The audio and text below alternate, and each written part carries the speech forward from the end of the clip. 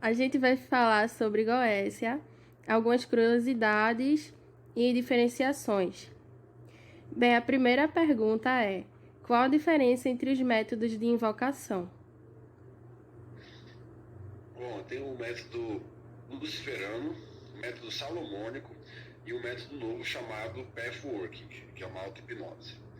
A salomônica trabalha com seres celestiais que inibem a energia negativa do daimon, são tipo uma energia contrária. A luciferana trabalha com os patrões desses daimons e o pathworking é uma auto-hipnose que te induz ao contato com o daimon, com sensações tipo olfato, uma audição, você tem que imaginar que está ouvindo um som específico, e aí você entra em contato com o daimon assim. Entendi. A luciferiana é diferente da salomônica, né? É bem diferente. Tem gente que acredita que a salomônica ela aprisiona os daimons. Isso está correto? Olha, eu não diria que aprisiona, ela parece uma versão mais cristã, né? Eu diria que ela inibe a energia infernal que o daimon traz naturalmente consigo, entendeu? Só que o povo que usava as conjurações antigas da Salomônica eram conjurações visando aprisionar o daimon, mas você pode adaptar a Salomônica para uma forma que você só aprisiona a energia infernal, que eu considero a forma mais correta, entendeu? Entendi. Tem muito isso da personalidade do daimon com da pessoa que vai fazer a evocação, né? Porque, por exemplo, cada daimon, cada gênio, ele tem uma essência diferente. Digamos que tal indivíduo ele vai fazer a evocação e essa essência desse ser não bate de frente com o indivíduo que vai fazer. Tudo bem, vai ocorrer tudo bem. Mas se for outro indivíduo que não dê muito certo, talvez essa pessoa tenha que se proteger. E por isso essas pessoas usam o método salomônico, não é isso? Isso. No método salomônico, eu diria que quando o mago é bom, ele consegue evocar qualquer daimon, porque ele vai ser meio que superior ao daimon na evocação, sabe? Ele vai estar realmente blindado com aqueles nomes divinos que ele evocou. E o daimon é literalmente coibido a obedecer a ele. Só que para fazer isso tem que ser um mago que tem uma boa relação com os nomes celestiais. Pode ser uma pessoa, eu sou ateu, e vou tentar fazer uma guarda salomônica. A pessoa não tem nenhuma relação com os celestiais. Por isso que esse método dá mais certo para quem já tem uma visão mais cristã, uma visão mais judia, talvez, que já tem uma afinidade com essa energia, entendeu? Entendi. E qual Vai a que você precisa pedir diferença? ajuda, amigo, e esse amigo nem te conhece direito. Esse amigo não vai te ajudar. Então, creio que os nomes celestiais nesse ponto não vão surtir efeito com a pessoa que espera. Mas, por exemplo, a luciferiana, ela não precisa usar os nomes angelicais. A pessoa simplesmente evoca um em, depende da forma que ela vai querer fazer, né? E às vezes nem utiliza círculo mágico. E mesmo assim, para algumas pessoas, essa entidade aparece e às vezes nem faz mal. Isso demonstra que nem sempre a entidade é tão mal como algumas pessoas julgam, né? Eu diria que dentro da Goetia tem seres com temperamento forte, tem seres que parece que gostam até dos seres humanos, tem daimons que já são bem mais chatos de evocar. Nas próprias descrições dos livros da Goetia fala como é que é mais ou menos a personalidade do daimon. Tem uns que tratam bem, tem uns que chegam gritando, tem uns que chegam, sabe? Cada um tem uma personalidade bem diferente. Uns já foram deuses antigos, outros são só demônios mesmo, outros são anjos caídos. Então difere bastante. Entendi. Hoje em dia existe um grande tabu, principalmente referente à alta magia, se ela mexe com as leis universais. Por exemplo, Uhum. se tratando da reforma íntima, algumas pessoas acreditam que se eu usar a alta magia, seja qual magia que for, que altere o meu prognóstico. Por exemplo, eu tenho uma patologia, é quase incurável, aí eu abuso da magia para modificar isso. Tem gente que acredita que isso mexe com as leis universais. O que você acredita no caso? Eu vejo que doença, essas coisas que acontecem por acaso, acabam não sendo acaso. Elas são tipo um karma natural que a gente vai pagando, sabe? Não um karma de castigo, mas algo que a gente tem que receber. Porque a destruição não quer dizer que é ruim só porque é uma destruição. São dois lados da mesma moeda. É preciso destruir para se reconstruir de uma forma melhor, entendeu? Tanto é que quando a gente tem uma doença, nosso corpo usa essa doença para criar os anticorpos e a gente voltar mais forte, entendeu? Uma vez eu fiz uma evocação, não foi uma evocação na verdade, foi um trabalho de morte para um cara, e eu fui no cemitério com esse colega meu, que é da magia também. A gente fez um trabalho bem estilo macumba mesmo, sabe, de quimbanda. E a gente levou os elementos lá pro cemitério, fizemos o trabalho, colocamos até sangue na evocação, o sangue nosso. Na época, eu acredito que foi até um erro nosso, mas foi direcionado para uma pessoa morrer. Aí a gente saindo do local, meu amigo ele esqueceu a lanterna onde a gente tinha feito o trabalho e resolveu voltar lá. Eu falei para ele voltar sozinho, eu não voltei com ele não. Até falei que não, o certo nem seria ele voltar. Quando ele chegou de novo onde eu estava, ele parecia que estava meio passando mal, tossindo, mas falou que estava tudo bem. Beleza, a gente esqueceu esse dia. Passou mais ou menos uma semana, ele estava com tuberculose. A tuberculose dele evoluiu para pneumonia e deu água no pulmão dele, ele estava tossindo sangue, ele ficou bem arregaçado. Ele fez até testamento da mãe dele, achando que ia morrer de verdade. Eu falando, mano, vamos lá desfazer a parada, pode ser porque você voltou lá. E em compensação, o cara que foi direcionado o feitiço também ficou bem arregaçado. Não morreu, mas ficou sem enxergar um tempo, fez uma cirurgia de vesícula que deu errado, ficou um tempão sem trabalhar, enfim. Qual é a conclusão que eu tirei disso? Que uma energia que era 100% destinada a uma pessoa foi dividida para duas pessoas. O cara, né, que era o alvo, e esse meu amigo, porque absorveu uma parte, por ter ido lá buscar a lanterna dele.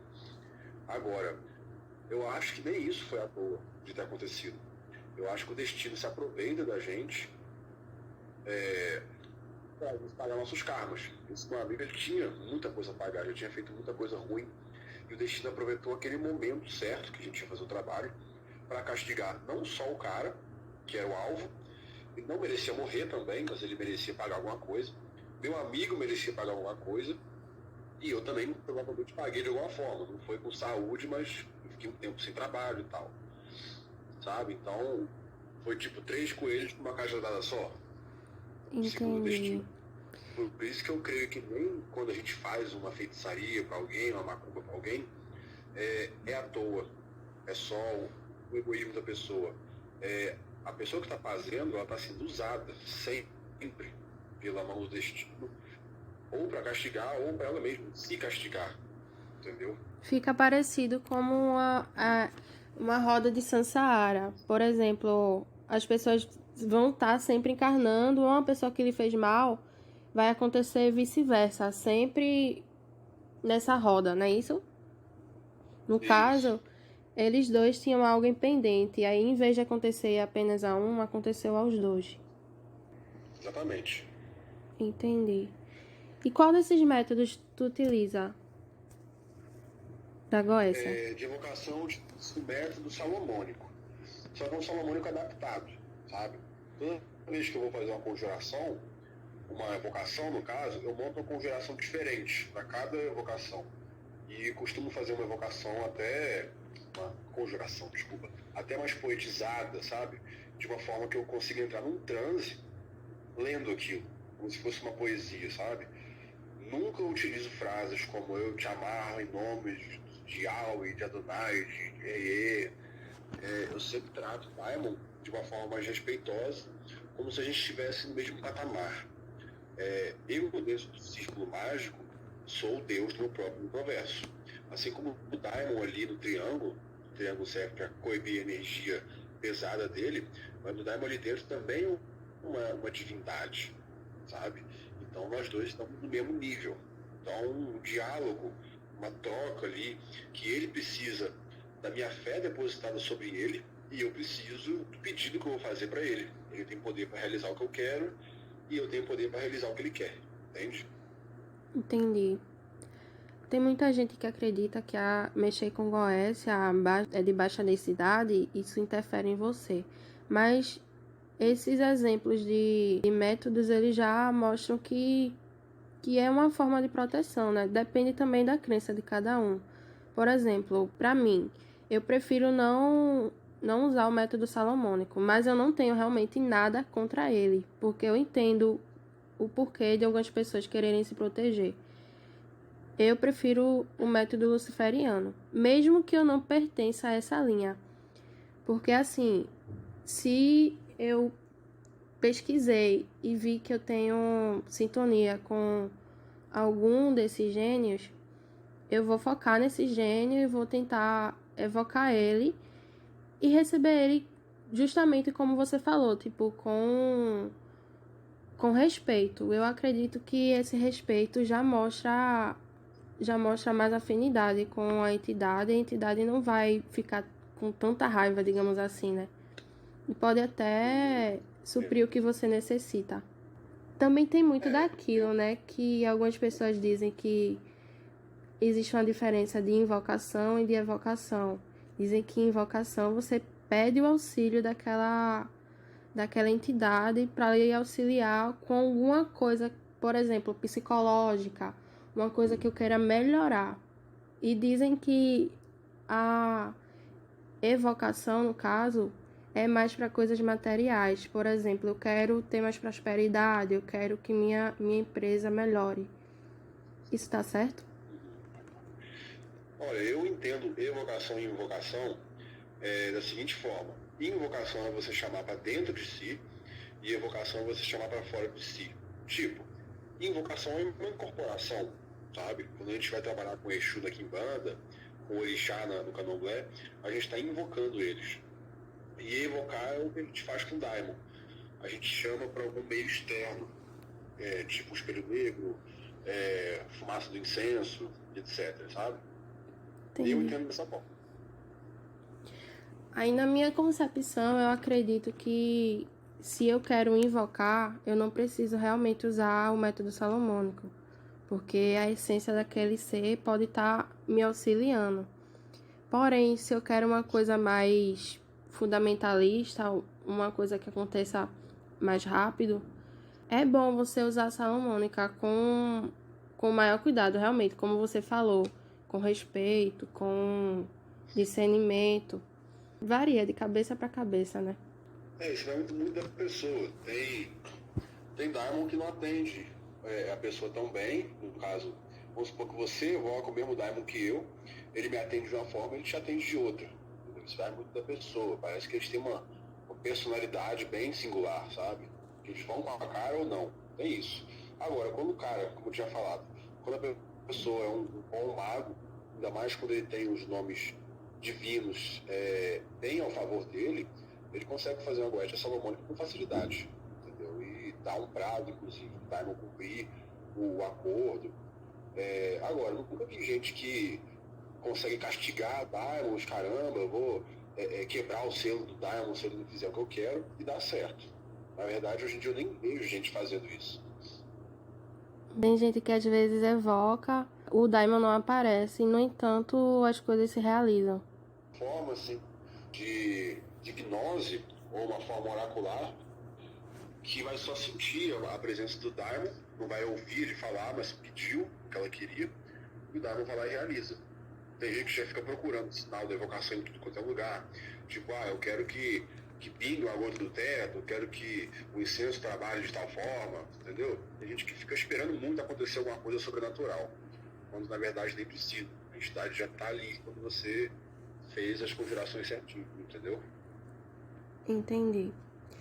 Referente àquele exemplo que tu citou do teu amigo, tu não acredita que se ambos rompessem essa roda de Sansara, de ação e reação, talvez esse destino deles de um afligir ao outro não deixasse de acontecer, não?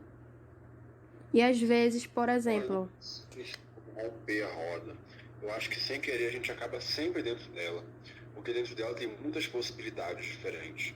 Se a gente vai atravessar a rua, se a gente pensa em ir para um lado, a gente pode ser assaltado. Se a gente pensa em ir para o outro, a gente pode ser atropelado. Se a gente pensa em ir para frente, pode acontecer mais outra coisa, entendeu?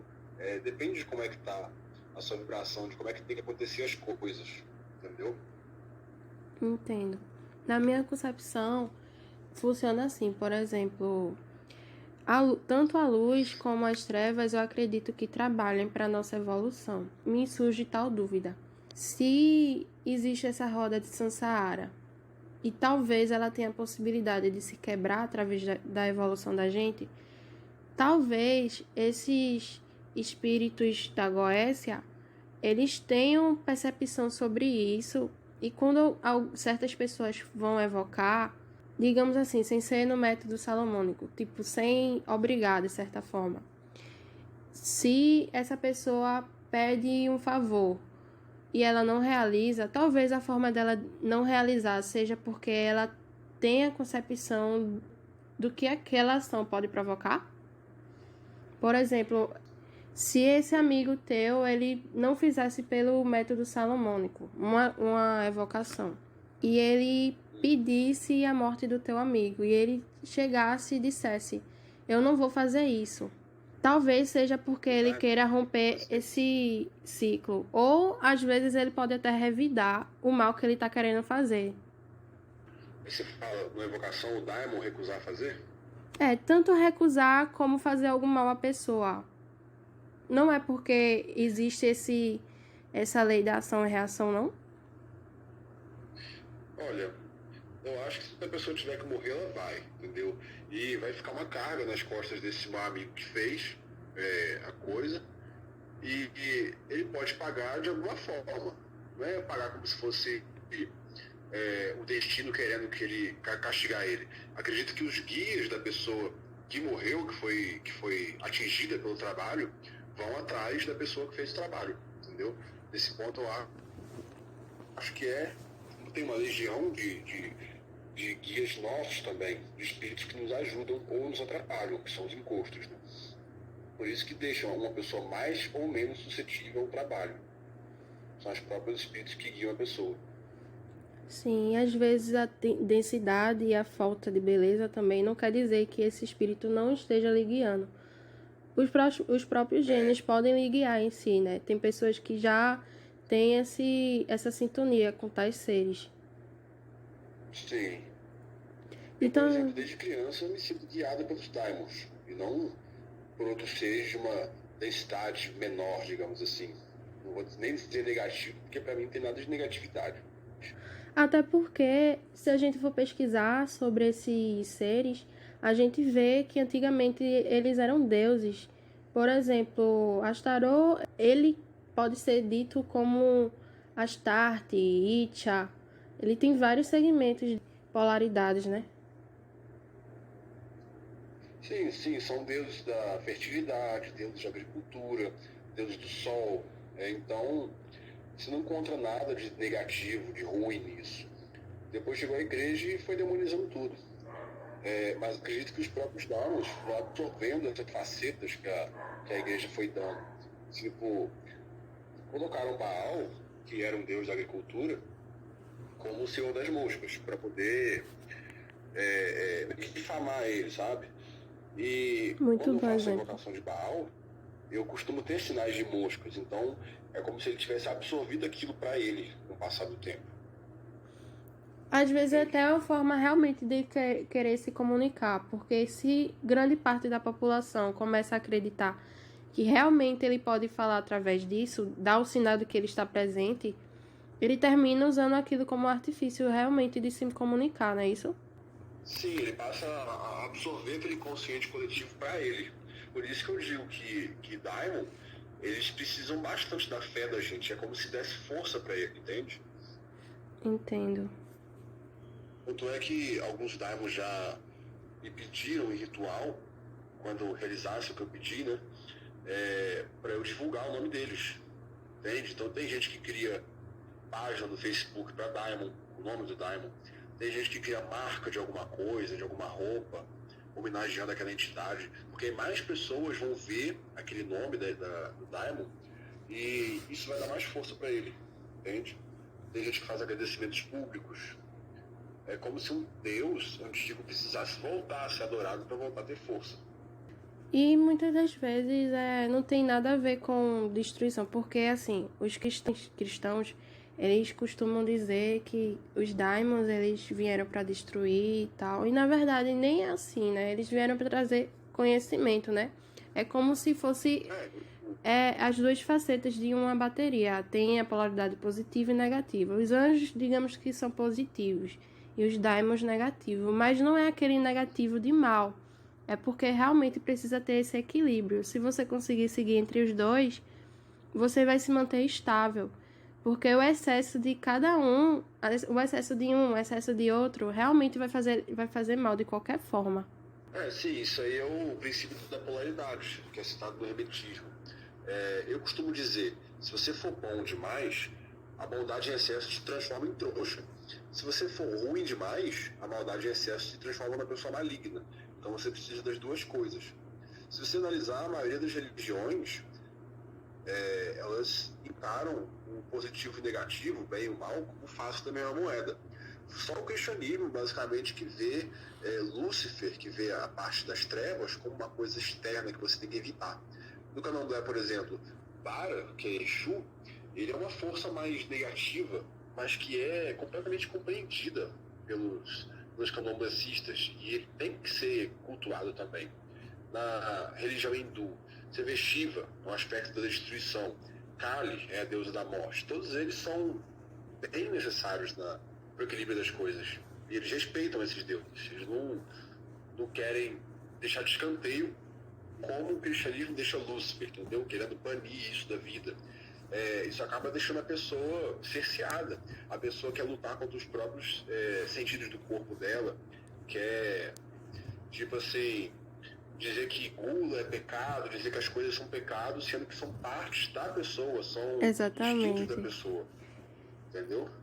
É como se tivesse várias personalidades em uma pessoa só. Algumas vão estar equilibradas, outras não. E essas que não estão equilibradas se inserem no pronóstico kármico que você vai realizar aqui na Terra, junto com o convívio social de algumas pessoas. Aí você aprende a conviver socialmente e aos poucos, junto com o conhecimento, você vai conseguindo equilibrar essas polaridades, né? Sim, sim. E... Eu acho que a gente está na Terra para lembrar que a gente também é uma parte de Deus, mas que cada ser humano também é uma parte de Deus, entendeu? A gente está tudo interligado com alguma missão de se juntar para o completo de novo, entendeu? Eu, inclusive, enxergo a internet como parte disso. Você vê que a internet é um aparelho que uniu todas as mentes do mundo. A gente tem aí toda a junção de conhecimento humano adquirido até hoje num negócio chamado internet, como se a gente tivesse abrido uma nova dimensão, tá ligado? É verdade. Você parou pra pensar nisso. A gente consegue conexão com qualquer pessoa de qualquer lugar do mundo com a internet. E qualquer informação que a gente precisa também a gente encontra nela. É como se a gente estivesse se interligando todos de novo. Sim, sim. Voltando a falar sobre a entidade Lúcifer, muita gente demonizou ele por conta da rebelião. Mas eu acredito que essa rebelião não foi uma forma de Deus expulsar ele do cargo que ele tinha antes, né? Que ele era a estrela da manhã, todos aqueles nomes, o anjo mais bonito e mais poderoso. Eu acredito que pelo fato de Deus, não aquele Deus que está lá em cima da nuvem, mas a essência de Deus, a energia. Acho que o fato dele ser onisciente e onipotente, dele saber tudo o que vai acontecer. Eu acho que ele escolheu justamente Lúcifer para ele realizar esse pronóstico da Terra. E não é que Deus não goste de Lúcifer.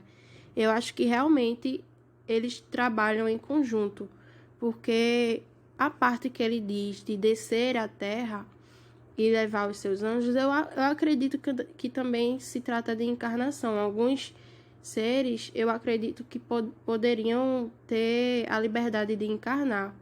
Não assim, esses tão superiores, né? Eu acredito que alguns menores, eles trabalham em conjunto e não tem realmente isso de mal.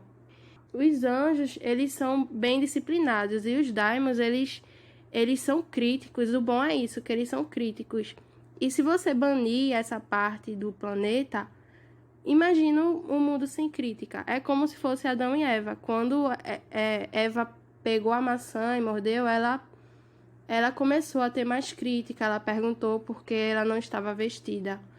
E ela saiu daquela realidade de paraíso. Porém, ela também aprendeu muitas coisas. Mesmo que ela tenha recebido o pecado em si, que foi sair dessa realidade, né? Ela também aprendeu muitas outras coisas. Então, tipo... Eu vejo esse negócio do fruto proibido como se a cobra, né, que é o demônio, tivesse oferecido para Adão e Eva o conhecimento, sabe? Quando Adão e Eva não tinham conhecimento, eles eram puros, por serem ignorantes, como se fossem animais. Sim, Então, estavam lá sim. cheios de animal e eram mais dois animais. Quando eles tiveram o conhecimento, que eles conseguiram se enxergar como luz, que eles conseguiram enxergar Deus de fato, sabe? E por isso que Deus não é que baniu eles, mas eles acordaram para a realidade, entendeu? E passaram a ser aquele ser humano predador, passaram a usar peles de animais como roupas e se tornar o que a gente é hoje. E pensa comigo, Lúcifer, por ser diferente de todos os outros anjos, ele justamente tinha esse senso de liberdade e crítica mais aguçada. E Deus, eu acredito que Deus deu livre-arbítrio e também deixou isso acontecer porque ele sabia que, de fato, ia ter alguma coisa positiva para a evolução do planeta. Ou seja, realmente eu acho que eles estão agindo em conjunto. Eu vejo Lúcifer como uma parte de Deus. Antes Deus e Lúcifer era uma coisa só. E quando ele mandou Lúcifer para a Terra com os anjos dele, mitologicamente falando, na verdade ele se separou em dois. É como se ele tivesse separado a luz da sombra. E aí mandou Lúcifer para a Terra, entendeu? Sim, Justamente para sim. ter esse equilíbrio. No Como caso, uma célula. entendi. No caso, essas pessoas que, por exemplo, elas erram muito, digamos assim. Eu acredito que quando tá em excesso de negativo, muito negativo, isso é que altera a evolução da pessoa. Muitos deles, tipo, não terminam seu pronóstico. Aí, isso, pra mim, não é que seja influência do Daimon, mas a própria pessoa em si, ela não conseguiu controlar as suas energias. Assim como um crente fanático, por exemplo. O fanatismo realmente vai trazer problemas. Ela vai se limitar, ela não vai querer conhecer coisas além da crença dela. Isso que limita, ou seja, não é que faça mal ou tenha interferência de um ser, mas que a pessoa em si não consiga controlar. Isso vai prejudicar, porque na próxima encarnação dela ela não vai ter tido um prognóstico evolutivo naquela encarnação. Aí isso faz com que na próxima ela não esteja tão evoluída como as outras pessoas em geral.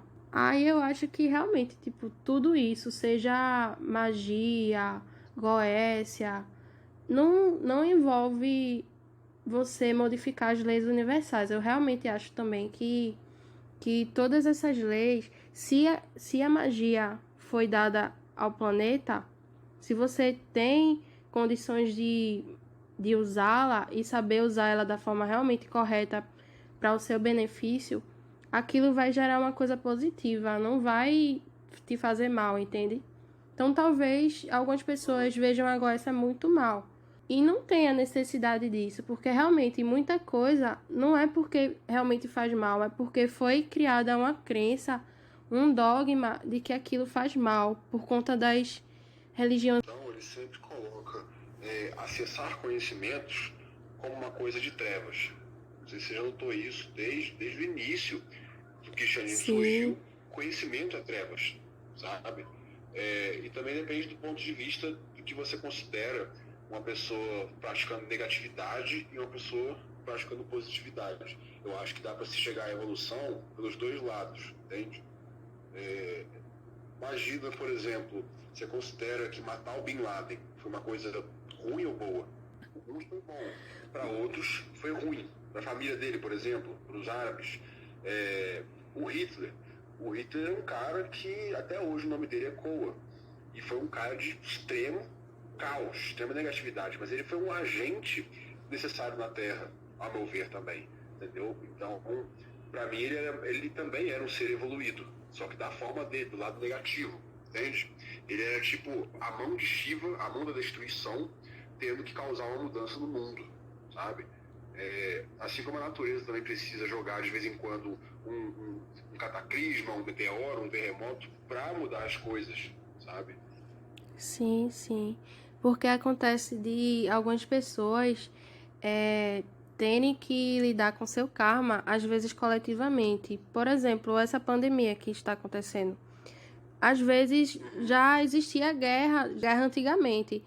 E as pessoas que estavam fazendo mal naquela época da guerra, talvez sejam as pessoas que estão sendo afetadas agora. Então, tipo, fica nesse ciclo continuamente. Exatamente. Uma vez eu ouvi uma teoria, inclusive, que Hitler existiu para castigar os judeus que traíram Cristo. Eu acho até meio viajada essa teoria, mas tem gente que acha que faz sentido. Se você for analisar, é até um caso a se pensar. Que Hitler foi a mão da justiça de Jesus, entendeu?